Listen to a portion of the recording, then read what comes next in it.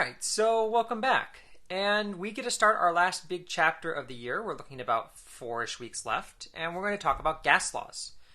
And gas laws are great. They're just an algebra problem, and they're really nice at modeling the world around us, and there's a lot of ways to understand them, and they're not so bad. But they are more math. So we're going to talk about gas laws, and to talk about gas laws in chemistry, the only spot we can do is we can start off by talking about pressure. And pressure is defined as the force per unit area. So pressure could have a lot of different units, and we'll get to that. That's the main point of today's lecture. But it's how hard I'm pushing down on something over how big that area is.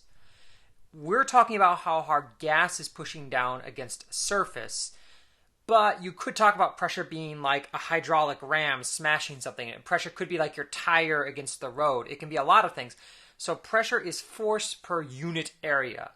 And unit area here really just comes down to, like this is a square. We'll just call it that. So something that's a small force, a small area would have a high pressure, but that same force over a bigger area would be a lot lower pressure. And to get big pressures, you need a big force over a small area. And the classic example of pressure is the elephant in the high heel. It's actually true. If you think about like something walking along a dirt surface, like let's compare a person wearing high heels and an elephant. Even though the elephant weighs a lot more, the person in high heels actually causes more damage to the ground, has a higher pressure against the ground, which is really counterintuitive, right? I mean, it's a dang elephant. But the elephant's got such a big foot, it's got such a big surface area to push against. Well, that surface area spreads out the way of the elephant versus concentrating all on basically one point. Because on a high heel, most of the weight is pushed, down through here. So it leaves little divots. So that kind of pressure is important to recognize. That pressure isn't always going to be intuitive. So up on the screen, I'm going to ask a quick question. All right, so I want to talk about air pressure, because the pressure we're interested in this unit is obviously the pressure of gases. Air pressure has a special place to me as a meteorologist, right? Air pressure is like the driving force of weather. And so air pressure is something I'm quite interested in and passionate about. So the best way of thinking of air pressure is, let's say you want to find the air pressure over the unit area. Let's say like a square meter. Then what you need to do is take that square meter and pull it all the way up to space and measure all of the air molecules inside that big, long, cubic, rectangular volume, right? And if you did weigh that, it would be very, very heavy, 10 tons kind of deal. And then you would do it. And what you're really measuring here is the weight of the air, the gravitational force on the mass of the air over a given surface area. And that's big. You don't think about it because your hands are here, but air pressure is a very strong thing. If I were to look at this column more carefully, what I would notice is that air pressure doesn't behave exactly like the air molecules being just randomly distributed through a column. They'd be more packed at the bottom. And that's because as I push down on it, the molecules above it push down on the ones below, and this combined mass pushes down and pushes down. And so the pressure decreases as you go up the column, and the density increases as you go down the column. So really quickly, just like pointing two spots here, where would the pressure be? One of the things that's interesting to me is that the air pressure in a column like this behaves in this very predictable way, right? If this is actually how the air molecules are distributed, then the graph would look something like this, where pressure increases along the x-axis and altitude increases along the y-axis. You get this curvy graph. So another quick question. But here's the deal. You already know this. Like, if you've ever been to the mountains before, you know it's not so hard to breathe down here, but the second you start climbing up that mountain, it gets a lot harder fast. Because let's face it, the amount of air up here versus the amount of air down here is different, and not in a linear way. It's exponentially different. And so, like, when I'm up here, I might already have, a quarter of the atmosphere missing. And my body's used to having that 25% more oxygen, and it's hard to hike it. So yeah, this change in altitude matters quite a bit, quite quickly. And understanding that the air pressure can change based on location is really neat. So what I'd like to do is actually pull you over to a couple weather maps, and I want to show you just how sensitive pressure is to elevation by showing you what the air pressure in the United States looks like right now. So this is a map of the current surface pressure across the whole United States right now. It's midday on Sunday. And right off the bat, I think it's interesting that you can see some really obvious geological features, like the Rocky Mountains and the Appalachian Mountains stand out really well, as does like the inner valley of California. But right here's the Missouri River. And down here are like the Washita and Ozark Mountains. These are not really obvious things. Like you can even see individual volcanoes in the Pacific Northwest. And as you look at these things, you realize there's a tornado outbreak going on right now, and there's no way of seeing it. The altitude dependence of pressure is so much bigger than the side-to-side pressure variations would be. And so meteorologists have to kind of ignore the fact that pressure changes with altitude, and we have to make it all act like it's the same pressure before we make a forecast. But it is interesting to me that you can see such a clear elevation map coming from the measured pressure map. So a couple common questions I might ask look something like this. So we've known about air pressure for a while, and actually a lot longer than you might think. It was one of the first things we thought to study. And it was kind of fortuitous, lucky to do that, because air pressure turns out to be a really good way of forecasting. If the air pressure is rising, generally you're moving towards like a stability regime, like where you don't get a lot of rain and storms. And falling air pressure, especially very quickly, tends to correlate towards stormy weather. And especially for like seafarers, this turned out to be a really good way, in tandem with some other skills, to forecast. Now, we wouldn't know how to measure air pressure if it weren't for this guy over here, Evangelista Torricelli, an Italian. And you can see him in his lab here. And he lived quite a while ago. And what he's holding here is called a Torricelli barometer. Now that means we need to make a definition. Let me clean this up for just a second. So he made a barometer, which is a device which measures air pressure. And there are a lot of different kinds of barometers, but Torricelli was the first to build any of them. And a Torricelli barometer is actually a really interesting instrument, and it's hard to draw on this, so I've just sketched it out here. It only has two parts. It's got a long, thin tube made of glass and a dish in the bottom. Now, that dish in the bottom is filled with a pretty special thing. It's filled with liquid mercury. So a very dense, very heavy liquid metal. And obviously, if you have a giant vat of mercury on your desk, it doesn't necessarily strike the average person as quote-unquote safe. And it isn't in some ways, although mercury's hazards are overplayed, to be completely and totally honest, at least in this elemental form. And so into that, if you put a piece of glass, nothing happens. You have to do something special to this glass. What you need to do is put this glass underneath the surface of the mercury, right? So the mercury is above the hole in the glass. And then once you've done that, you need to turn this into something special, which is a vacuum. Now, you've heard the word vacuum before in science, so what's it mean? This doesn't need to be a perfect vacuum. It just needs to be very low pressure. And that was something available to Torricelli. Getting a really good vacuum later in life, it would be a couple hundred years. But like, Torricelli was able to do this. And what happens is, if I pull all of the air out of here, well, the air around this is still pushing down, right? And if it's pushing down, then it's going to push that liquid mercury up the tube. And it's going to keep going up the tube until it reaches some level up here. So you get a column of mercury that's relatively tall. And by measuring this height and watching the little changes in it, well, you get a forecast. And you actually have experienced this pretty well yourself. Anytime that you use a drinking straw, right? Because you're not exactly sucking the liquid in. as so much allowing the air around you to push it into your mouth. Again, you create a pseudo vacuum when you pull the air out of the straw, and the air pushing down on the surface of the liquid shoves it up the straw.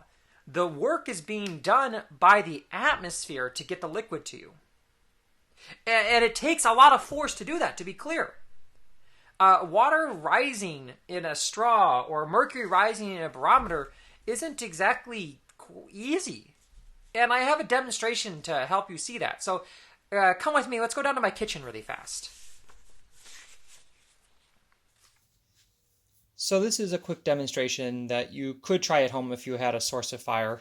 I have a normal, just aluminum beverage can. Anything that's aluminum would work. It's empty, and I'm just going to fill it with a little bit of water, a couple mils here. And the idea is just basically to cover the bottom surface of the can with some water. I'm going to heat it pretty strongly to turn that water to water vapor, and that's going to displace the oxygen and the nitrogen in the can. So we're going to make an atmosphere of water vapor inside of the can.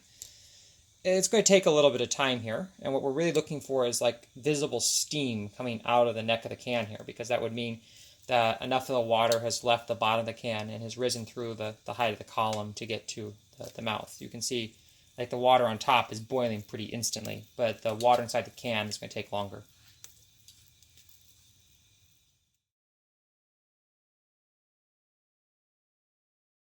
You might be able to hear the cavitation as well, the water bubbling. It's probably about the right amount of time. So I'm going to use some tongs here, and I'm going to invert it into a bowl of water, which is going to condense all the water vapor out and should create a quasi-vacuum.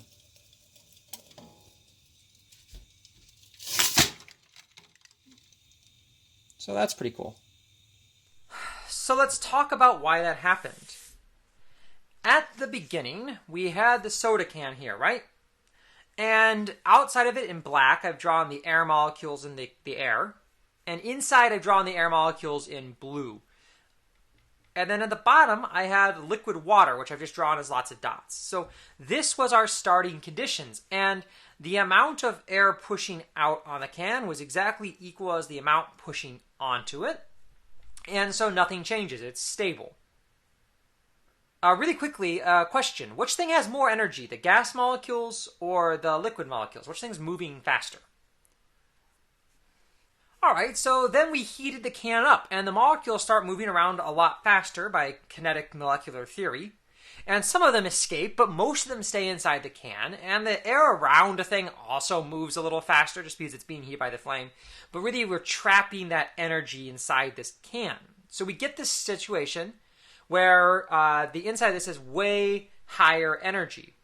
And as that's happening, the water in the bottom boils off, and so it replaces all of this air inside of here with water vapor. And that's actually really important because when I flip the can over into the liquid water, what happens is that water vapor suddenly condenses. It stops being gas, or at least most of it does, and it goes to the walls as condensation. But the air around it doesn't do that. So now, instead of having this balanced situation where the air is pressing out and pressing in equally, I only have the air pressing in. And we know what happens there. It keeps pressing in until it can get back to balance, right? Until it can actually sit here and crunch the can. Because eventually the can fills up with water and fills up with a little bit of air, and eventually there's enough stuff inside the can to resist that push-in. And you might think, yeah, but it's a can. It's actually really strong. Those cans hold a ton of pressure. It's actually kind of hard to crunch a can like that. You're like, yeah, whatever, I can go grab a can and grab it. But remember, it did so longitudinally along this axis as well. And so this is actually pretty impressive. Now, it's what I can do in my kitchen. Maybe if I were in my lab, I could do a bit more. But here's a couple videos of like larger decompressions being done this way. Larger ways where an environment had gas and then it was evacuated down to vacuum pressure. And I think you'll see quite obviously that there's a ton of force in the atmosphere. So here you're looking at like a 55-gallon oil drum that's been done the same way. You can see that steam. And yeah, it implodes in much the same way, just on a much larger scale. Now those barrels are very, very strong, so the amount of force here is quite incredible. Or the Mythbusters did the same thing with an oil tanker car. And I mean, you have to think about the incredible force required to do this, but once it happens, you really get the idea of just how powerful the atmospheric pressure around you is. And that's the same as what's on your eye or your body or anything else. So one of my goals is for you to understand just how much air pressure actually exists all around you and within you, otherwise you'd pop or compress. And yeah, it's hard to really understand just how big that force is. But here's the best way I know. The videos of things getting crushed and things, those are cool. But the best way of really driving the point home is to talk about units. And most of these units are weird. Torr, bar, Pascal, millimeters of mercury. You probably haven't heard of those. Atmospheres, and especially PSI, you have. So let's talk about PSI for a moment. Let's talk about what a square inch actually is. So I've got a tape measure here. Let's just draw a square inch really fast. All right, so that's roughly a square inch there. And again, just for scale, like here's a pencil, here are my hands. It's not a big area. It's about the total area of a human eye. But the pressure across that at sea level is equal to something. And for that something, I need to go get a prop. I'll be right back. So we have our square inch here, right? And that's, I want to think about again, about as big as your eye. Now, on that area, and over every square inch of your body, the atmosphere goes up, I don't know, 100 kilometers above your head, right? And all of those molecules added together actually get pretty heavy per square inch. They get so heavy that I should introduce you to Heidi, my cat. Heidi weighs about 10 pounds. Heidi is not nearly as heavy as the air. I would need another half a cat on your eye again. Right, I would need to take this cat and it again, halfway, and stack it up on your eye and every other square inch. 14.7 pounds. That's insanity, right? Your eye right now, each of them, 14.7 pounds pushing down on it and pushing out of it. And now I have a cat in the background of your video, so that's going to make things a little harder. But see, we have this thing where 14.7 psi, well, that comes up being lots of different amounts of pressure. And it's hard to understand just what one atmosphere is. And so scientists came up with lots of different ways of explaining it. Before we go any farther, let me clean this up for a moment. So getting back to it, there are a lot of different units of pressure. We could make it cats per eye. I don't care. And the biggest problem is our most common one is defined as a Newton per square meter. And a square meter is like the area this big dog is in around it. And 100 grams, which is a Newton, is just nothing. It's like the weight of this stamp per dog. It's basically undetectable. It's an awful unit. It just works well in metric. And each of these units actually has their shortcomings. And you've probably come across something like this, where you're measuring pressure and the like PSI and KPA or different units are around the side because we are so often interchanging units. And it turns out that is probably the hardest part of this chapter, or one of the hardest parts, is knowing how to go between the units of pressure because there's so many of them. Like, we can't always just use PSI. In my field, meteorology, we use millibar, which is another name for hectopascal, which is a weird metric unit, but there's so many. So what I want you to do is grab a piece of paper and write this little conversion chart down, because it is going to be the most important thing for the rest of this video and the rest of this chapter in terms of doing the math. I expect from here on out that you always kind of have these things available, and I'll try to keep them in the shot as well. That one atmosphere equals 760 millimeters of mercury, or mmHg, which is the same thing as 760 torr, which makes sense because this thing's named for the guy who used this thing to make a barometer, which is equal to 101,325 pascals, which is the same thing as 101.325 kilopascals. I really shouldn't have to write these both, but it's nice to just have it there and glance, which is the same thing as my cat and a half per eye, my 14.7 psi. So these are the only units that Mr. Sullivan, Mr. Doyle, and I will expect you to know, and it really helps to go here. And doing pressure conversions, which is what your homework tomorrow is really quite straightforward as long as you know how to do diagonal canceling. But let's do 2 or 3 quick examples together once I kind of get this area cleaned up. And let's take a look at converting between units. All right, so these problems are honestly not too bad. The first thing we're going to do is we're going to look for the question, we're going to look for what's been given. And in truth, I'll generally give you a bold.